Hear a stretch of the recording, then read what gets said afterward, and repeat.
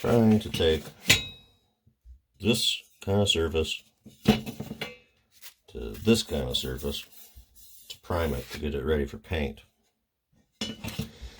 This is caused by the rocks kicked up from the vehicles in front of you, bugs. It's just all these little chips.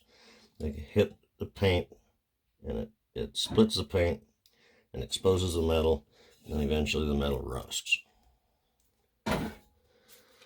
This is kind of thin old paint, so I am starting with some 180 is what I did to get where I'm at right now. And basically you're just going to sand it down. You need to get past all the little bumps and pits. You need to have good material for the new primer to stick to.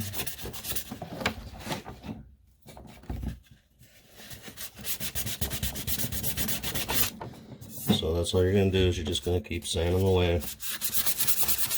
You don't want any sharp little edges, and you definitely don't want any orange. So one thing to remember, when GMC made this truck, they didn't make a show truck. They made an assembly line truck for you to just go buy. So a showroom finish would be much different than a show truck finish. Because when it was new, it wasn't perfect. There would be little specks and nicks and stuff from the piles of these that they would have. They would get banged into each other, and they get just mass assembled and shot paint on. And so even from the factory, there could be thick spots and runs and stuff. So if you're not doing a show finish, what I'm doing is sufficient. We're going to strip off all this rust, the bad layers of paint. It's all right to leave some here, as long as you get rid of all the little hard edges. And then we're going to graduate up to 400 grit, and then I will prime it.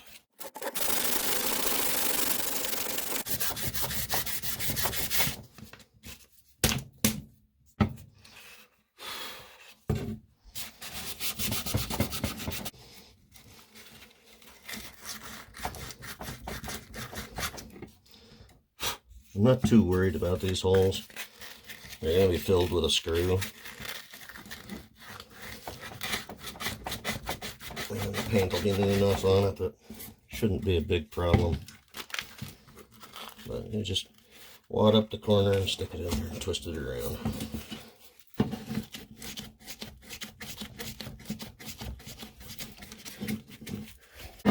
On to 400.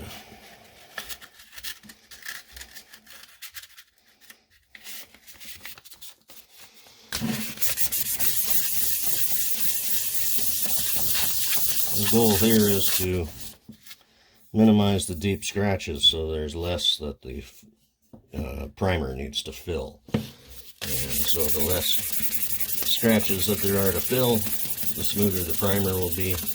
And we will sand the primer with 800 to make that even smoother, so it's ready for our paint. And there's kind of a sharp edge on that one.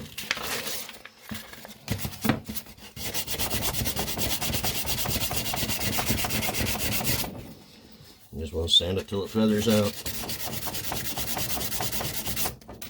Just like that.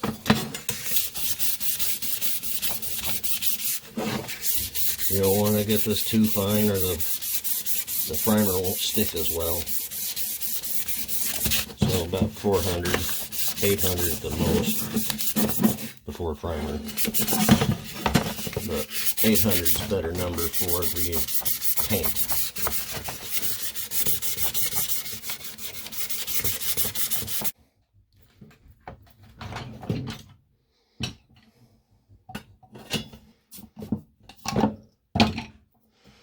Then you want to wipe it down. I use a little lacquer thinner just to get it clean, get your hand oils off of it. Yeah, I should be using gloves. They're a hot commodity nowadays. They're hard to find with the coronavirus. So I'll just get this clean. This lacquer thinner is also good for drying your hands out so you don't leave any hand oils on your surfaces. So we'll get this nice and clean.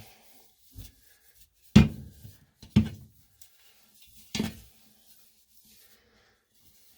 then I want to show you what I've read online in my research is that if you had the painted front end and your truck was not white, your actual color for here would be ivory. And I want to show you what white looks like compared to the factory finish.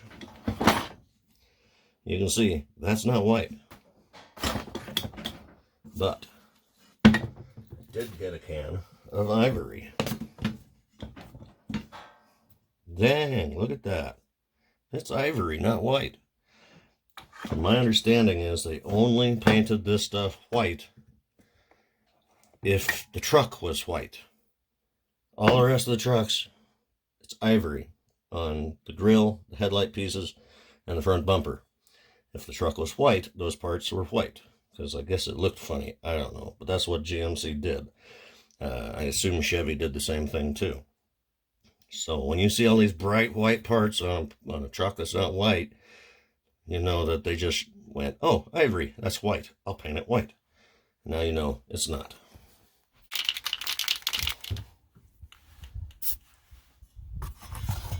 Go one direction. Go past the piece, like that.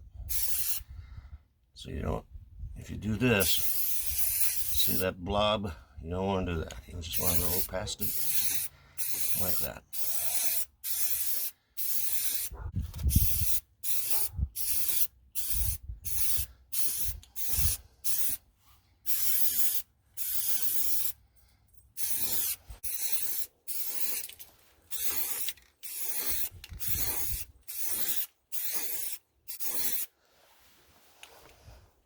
Just like that.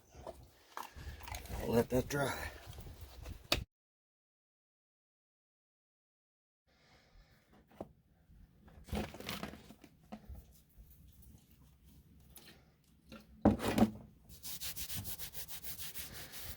Get the hand oils off.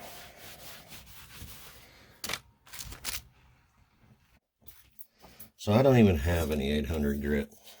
I just have this 400. Don't really feel like going back into town. This part hasn't been used, so it's truly 400. You can feel that this is smoother. So I'm just going to try this and see how it works out. It's basically just to make it so that the paint has a better surface to stick to, and that there's not really any lumps to it.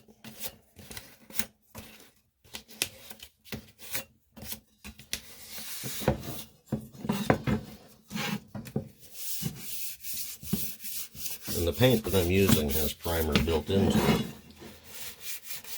You don't have to spend a fortune on paint.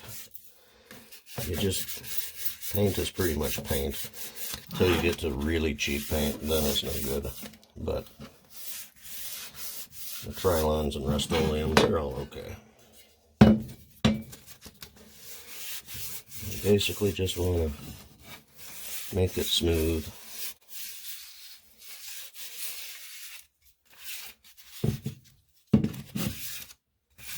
I didn't quite get primer right there. But that's alright, because the paint that I'm using, built-in primer. Alright.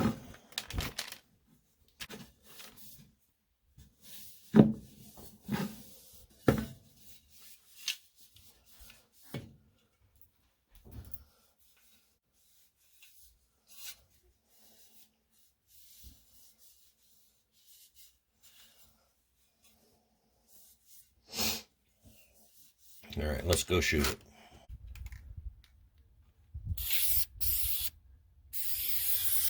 This has a nice fan pattern. And we basically just want to, wow, that's really drippy though. You just want to lightly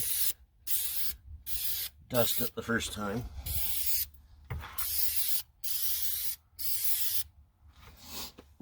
And then we'll come in a little heavier.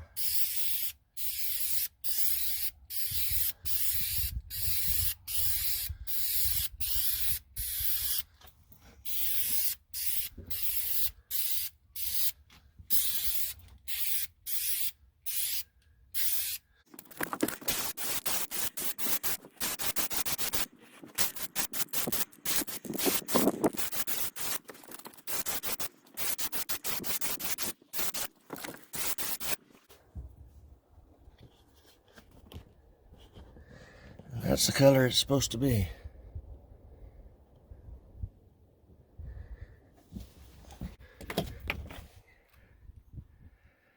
It looks pretty good. I'll probably give it a little bit more and then call it done. Here it is side by side with an original. You can see the original looks more white, but that's because it's all faded and chalky, and you can see somebody had sprayed some white on it. But when you sand it down, it's no longer white because that oxidation goes away and you can see the original ivory.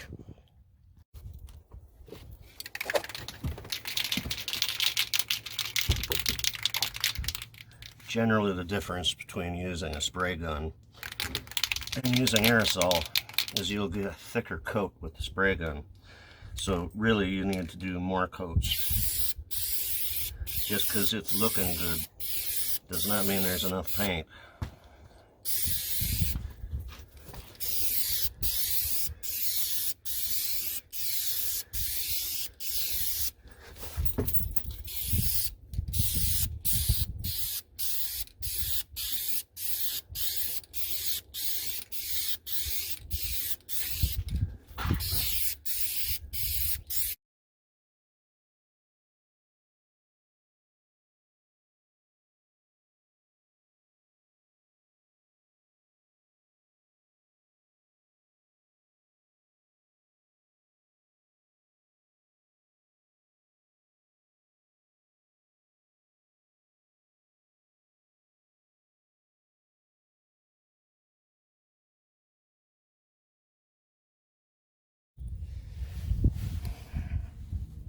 I found these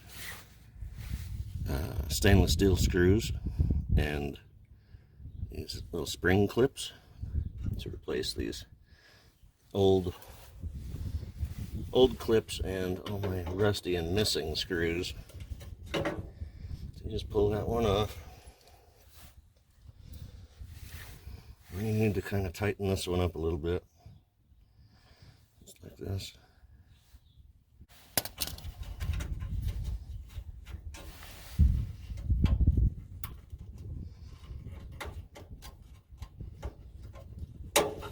There, just like that.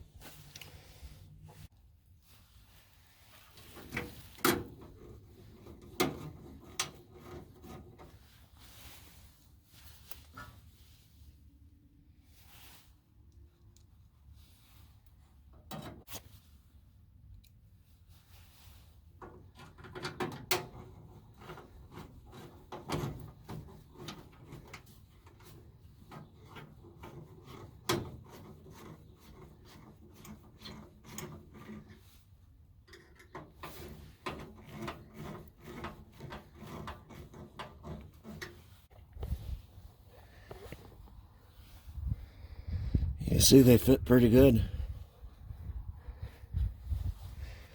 I didn't get this one quite threaded, but this grill is pretty mangled. I'm going to have to try to straighten it. And when I do, I'll try to make these fit better. Plus I'm missing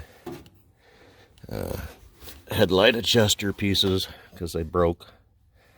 So I got to order new ones.